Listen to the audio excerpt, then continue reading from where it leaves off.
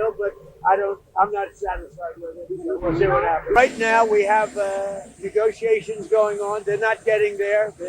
They are very disjointed. They're extremely disjointed. At this moment, I'm not satisfied with what they're doing. I mean, do we want to go and just blast the hell out of them and finish him forever, or do we want to try and make a deal? I mean, those are the options. Iran کی نئی تجاویز سے مطمئن نہیں، مذاکرات جاری مگر کسی نتیجے پر نہیں پہنچ رہے۔ ڈیل ہوگی یا تباہی؟ تہران کے پاس دو ہی آپشن ہیں۔ امریکی صدر کی دھمکی، کہا ایران معاہدہ کرنا چاہتا ہے، ٹیلی فونک گفتگو بھی ہوئی مگر میں اس سے خوش نہیں، یقین نہیں کہ کسی ایگریمنٹ پر پہنچ سکیں گے۔ ایرانی قیادت 3 سے 4 حصوں میں تقسیم ہو چکی ہے، پتہ ہی نہیں کہ لیڈر کون ہے۔ ڈونلڈ ٹرمپ کی جانب سے ایک بار پھر وزیر اعظم پاکستان اور فیلڈ مارشل کی تعریف، بولے دونوں شخصیات کی بہت عزت کرتے ہیں۔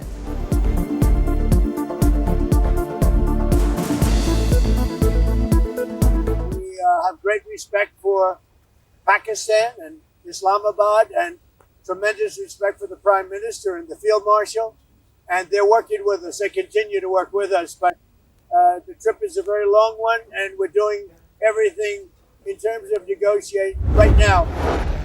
And we're going to get this thing done properly. We're not going to leave early and then have the problem arise in 3 more years. We would have had a nuclear weapon. Israel would have been blown to pieces. The Middle East would have been blown to pieces. I think Europe would have been blown to pieces.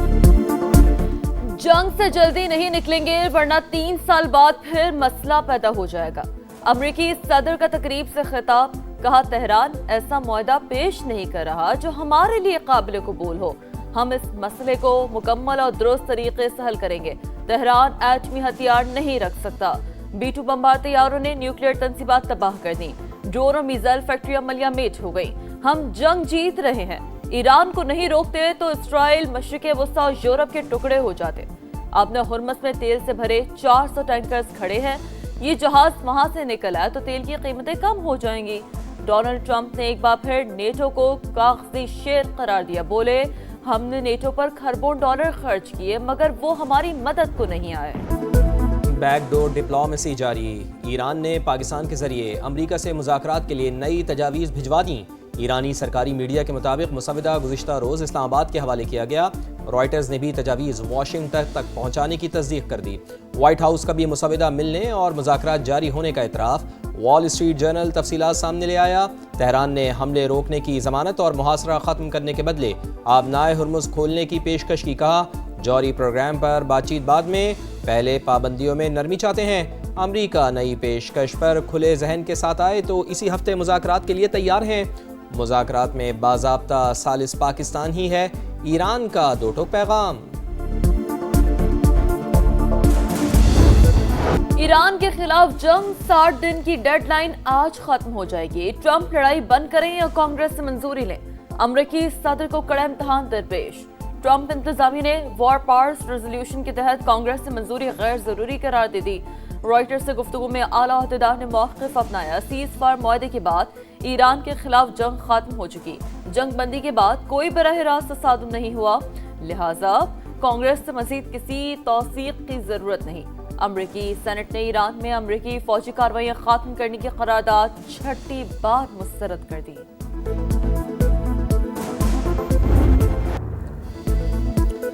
جنگ کے دوران ایران کے جوابی وار، مشرق وسطیٰ کے 5 ممالک میں 16 امریکی تنصیبات تباہ۔ CNN کا بیشتر امریکی اڈوں کو شدید نقصان پہنچنے کا دعویٰ۔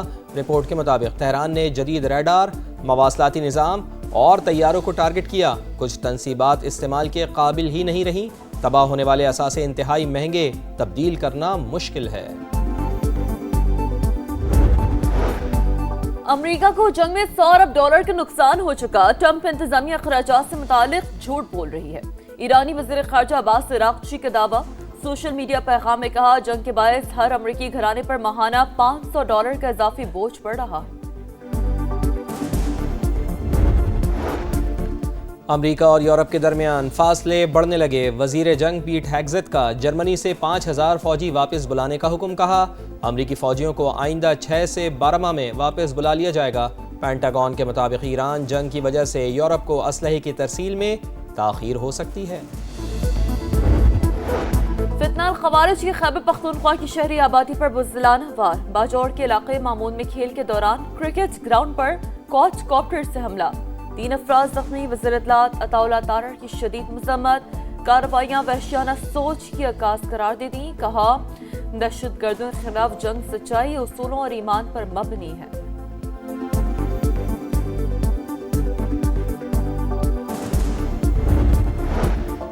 پاکستان اور چین کے درمیان 2 مفاہمتی یادداشتوں اور معاہدے پر دستخط. صدر مملکت آصف علی زرداری کی تقریب میں شرکت. تعمیراتی مشینری, صحت, حیوانات اور میڈیکل ٹیکنالوجی سے متعلق معاہدے ہوئے. دونوں ملکوں کے درمیان 75 سال کی دوستی پر مبنی دستاویزی فلم بھی دکھائی گئی. صدر مملکت آصف علی زرداری کا دورہ چین مکمل, وطن واپس پہنچ گئے.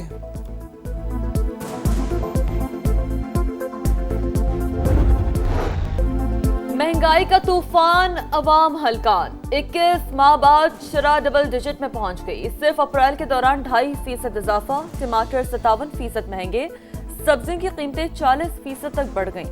دودھ, دہی اور چکن کے نرخوں میں بھی غیر معمولی اضافہ. انڈے, چاول, دالیں اور بیکری آئٹمز کے دام بھی آسمان سے باتیں کرنے لگے. سالانہ بنیاد پر ٹرانسپورٹ کرایوں میں 30% اضافہ ریکارڈ. ادارہ شماریات نے تفصیلات جاری کر دیں. اور بجلی 1 سے 6,000 پہ گئی ہے, اور گیس کا ہمارا جو ہم نے اسپاٹ کے اوپر مہنگی گیس خریدنی پڑی کیونکہ قطری گیس نہیں آ سک رہی تھی آپ لوگوں کی سہولت کے لیے, وہ الحمدللہ کل پاکستان کے اندر پہنچ چکا ہے. اور اس کے پہنچنے کے بعد بجلی کی لوڈ شیڈنگ کا اب خاتمہ ہو چکا ہے. جس طرح پہلے لوڈ شیڈنگ نہیں ہوتی تھی اب بھی نہیں ہوگی.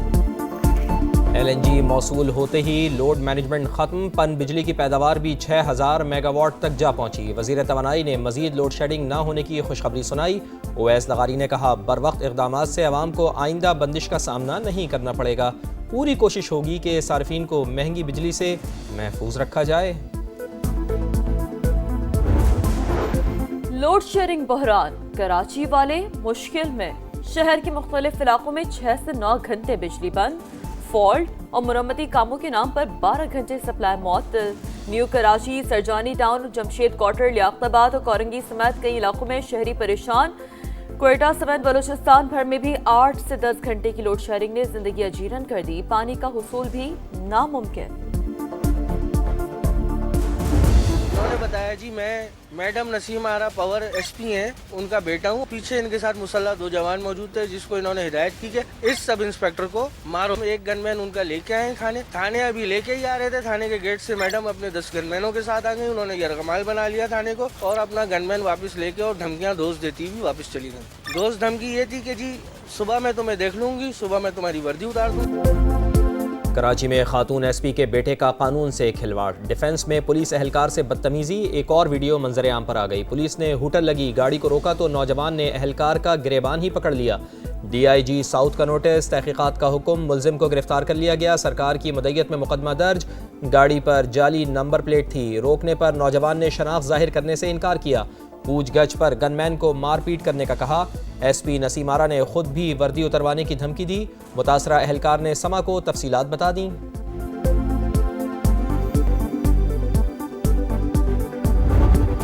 افریدی صاحب جو ہیں وہ اب ہماری بات سن تو رہے ہیں لیکن کوئی غلط بات نہیں سن رہے. کوئی جو صحیح بات ہم کرتے ہیں وہی سنتے ہیں. تو اب ان سے بھی جو ہے وہ بیچ میں پھر لوگ ناراض ہیں. وہ کہتے ہیں جی یہ رل گیا ہے. تو اب میرا خیال ہے اس کو بھی جو ہے وہ چھٹی کرانے کے موڈ میں. علی امین گنڈاپور کو ہماری بات سننے پر ہٹایا گیا. اب سہیل آفریدی نے بات سننا شروع کی ہے تو کچھ لوگ ان کی بھی چھٹی کروانا چاہتے ہیں. PTI خیبر پختونخوا میں نیا وزیر اعلیٰ لانا چاہتی ہے تو لے آئے. رانا ثناء اللہ کی پروگرام میرے سوال میں گفتگو. کہا پاکستان کی سیاسی اور عسکری قیادت مسلم ممالک کی بہتری کے لیے سرگرم ہے. خطے میں امن کے لیے پاکستان مثبت کردار ادا کرتا رہے گا.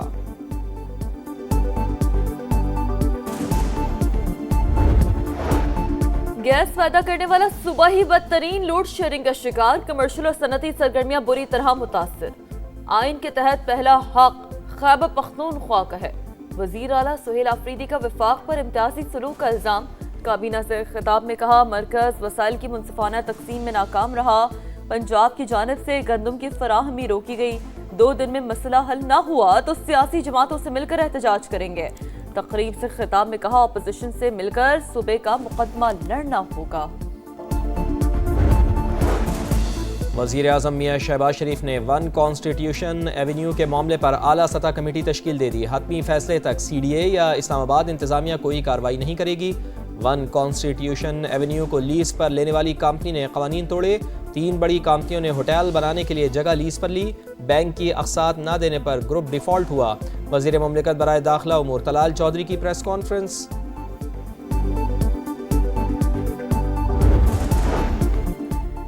پنجاب میں پہلی بار بیواؤں اور یتیم بچوں کے لیے خصوصی امدادی پروگرام وزیر اعلیٰ نے رحمت کارڈ کا اجرا کر دیا.